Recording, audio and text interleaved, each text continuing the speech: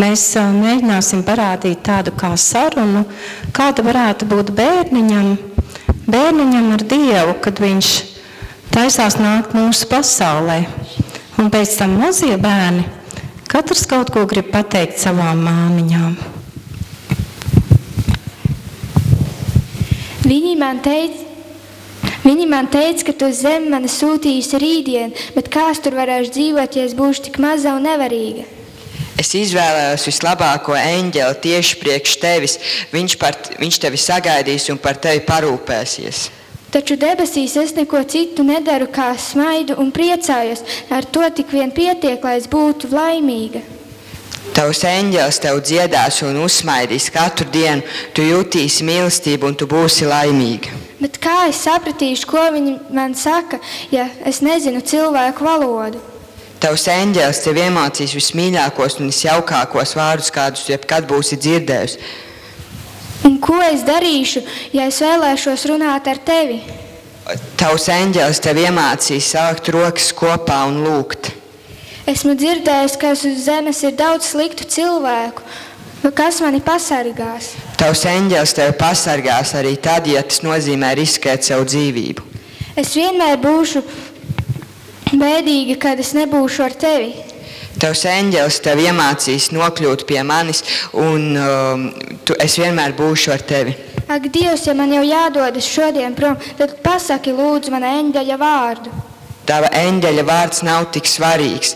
Tu viņu vienkārši sauks par mammīti, mammu, mamucīti.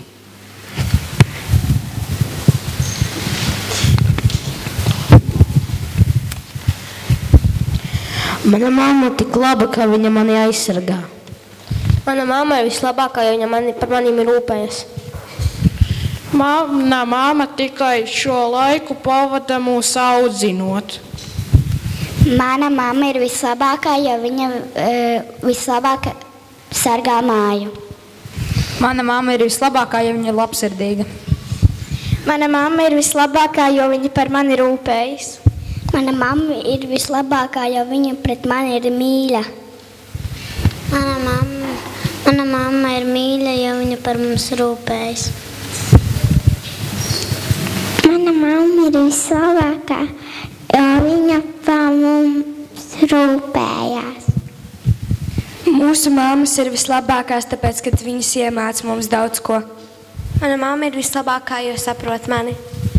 Mana mamma ir vismīļākā un skaistākā. Mana mamma ir visgudrākā. Mana mamma ir vislabākā, jo viņa par mani visu laiku domā un rūpējas. Mūsu mammas ir vislabākās. Pareizi. Un nav tikai mammas, kas ir miesīgās mammas, bet arī garīgās mammas.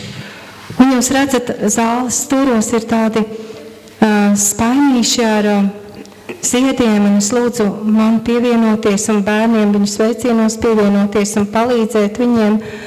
Un bērni paņems ziedu no spainīša, jā?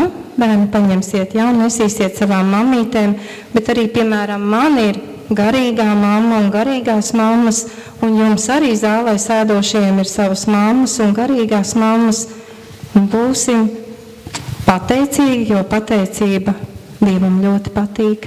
Pateiksimies savām mammām un garīgajām mammām.